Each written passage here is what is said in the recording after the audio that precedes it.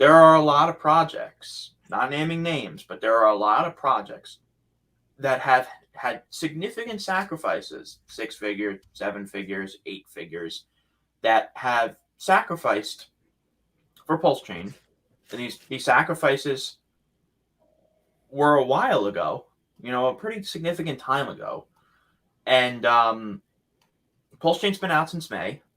It's been out for almost 4 months now. By next week, it'll be 4 months. And we haven't heard shit about them launching.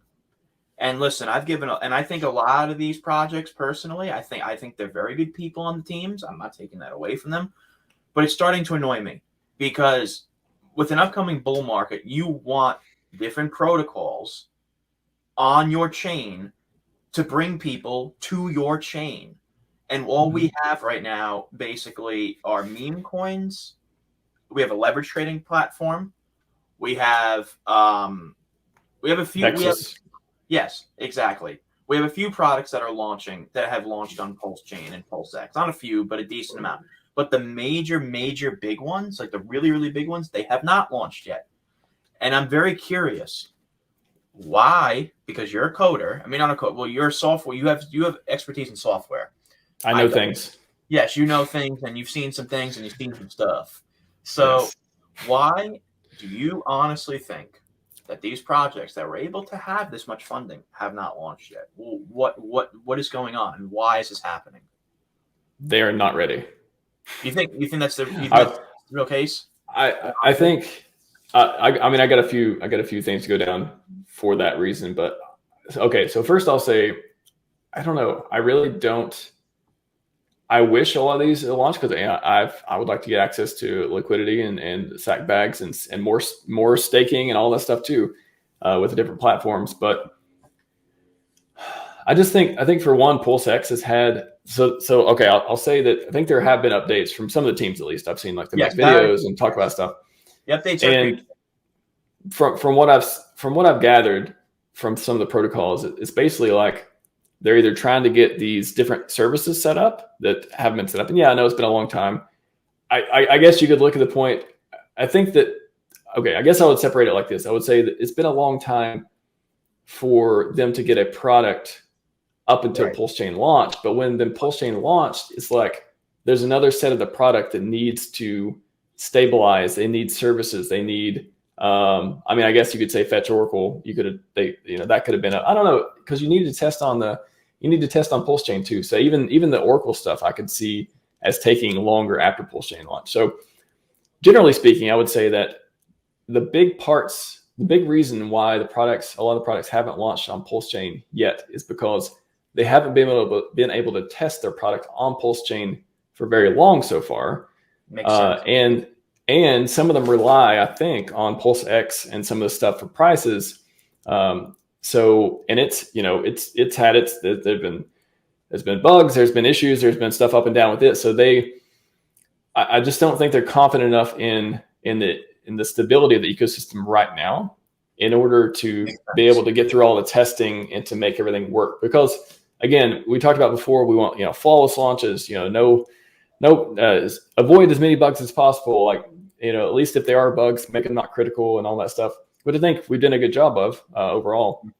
But especially the ones that have taken millions of dollars and have a huge user bases and some of the biggest factions in the community, it's like, I think they're risk off, I guess. They're like, we're not in a hurry to launch. I know it's the bear market, but hey, when we have millions and millions of dollars coming in the bull market, which may be going towards some of these protocols, maybe we would speed things up and like take more chances and stuff. Mm-hmm. But the bear market, so I think it's two things. one, they need more testing time, which I know is opaque and not a very good answer and all that stuff. But no, it's a good I generally, in my limited dev mindset, that makes sense to me that they need more time to test after PulseChain launch than just up to PulseChain launch. And then the other part is they're less likely to take risks right now because maybe they don't see all the money that will floods in the bull market. But right now, a lot of people don't have a lot of dry powder. A lot of people, aren't going to buy until they feel like the bottom's in or they're ready or whatever it is. So there's just not this sense of urgency other than the people who sacked, which we froze for a second. Oh, sorry. I'm back. Yeah, I'm you're back now. Yeah, I think they're just prioritizing like the market and the ability to use this time to get everything super, super perfect, rather than, because they don't think, again, just pure speculation. Maybe they don't think a lot of money is going to come in until later, anyways. So it's okay to take more time right now.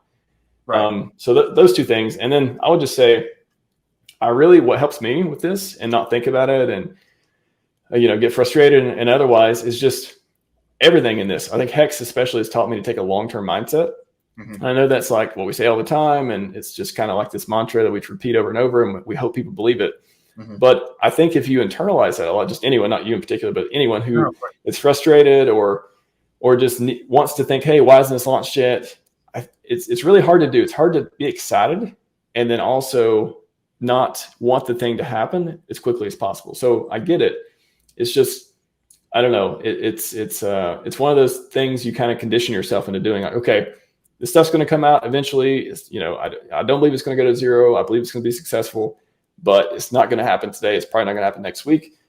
Hopefully it'll happen sometime this year. So I've kind of told myself that too. I told myself, hey, these products are going to launch, but I don't need to worry about when they're going to launch. Like, they're going to launch when the teams are ready and all that stuff. So in the meantime, yeah, there's still plenty of Hex to stake that's what I've been excited about. Like, oh my gosh, these t-shirts are amazing. No, absolutely. And the thing is, though, Spike makes a very good point. I'm reading what he's saying. And he makes a very good point here.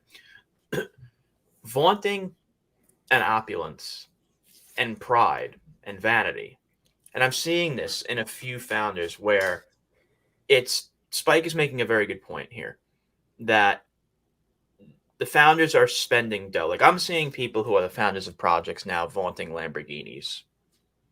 It may not be the best idea to vaunt that you just bought a Lamborghini or a fucking Ferrari or a $90,000 to $150,000 car when your product hasn't delivered yet. What does that say? What does that convey to the people who trusted you? That you're spending funds on bullshit, that you're playing the Richard Hart route. And the only reason I think Richard Hart launched PulseChain after 2.5 years is because the community was so fed up and waiting that it ended up launching.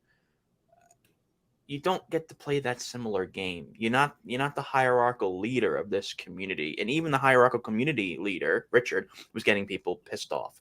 So imagine doing that now in a sub-community where you're vaunting Lamborghinis, you're vaunting Ferraris, you're doing all these things, and the community is down 90%, and they're like, where the hell's my sacrifice?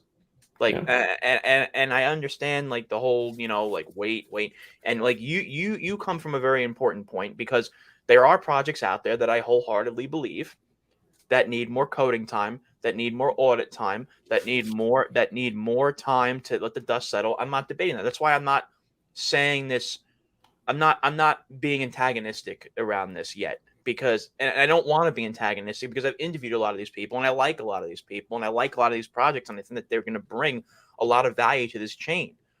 But by like next year, if you're not seeing these products launch on PulseChain, it's like, well, where the hell are they, and why haven't they launched? Like, by next year, there has to be some type of like understanding, like where everything is going and why it's not launched. So I'm gonna start being a bit skeptical by December, and then January, February, like, I'm gonna be like, yo, guys, like, what's going on? And like, I'll start privately and like ask, like, guys, like, this is my reputation too. Like, I interviewed you guys. I gave you guys streams. Like, not that you guys couldn't do it on your own, but like, now approaching 10K subscribers, I need to know, like, what the hell is going on here? So that's, understand my perspective here. So I don't know. I mean, I don't know the references to projects or Lambos or otherwise. On purpose. Well, yeah, just to preface what I'm going to say too about it. It's like, I don't know. I'm not, I don't know any of these references. So I'm just speaking generally of how I approach it. I just really try to, first of all, I try to give people the benefit of the doubt, but yeah, that only lasts so long, right? Like, I understand maybe it's been a long time, but the other side, I don't even, when people talk about, oh, Richard, it's a bear market, number go down, he's going to Prada, he's spending all over money. I I'm never that quick to make assumptions like that either. And I think it's just I don't know. It's kind of like I never assume that I know what they're doing with that money. I always assume that, hey, if I trusted them enough and I believed in the project enough to give them or sacrifice that money or to give my money away in hopes of getting something back, then I should just, I'm on the trip. I'm on the boat. Like I'm on the boat, and wherever we get to the destination, we get to the destination. However, I do think that the pressure can be productive. Like it can be a good thing. Right. It can be, people asking questions can be a good thing because it lets them know, hey,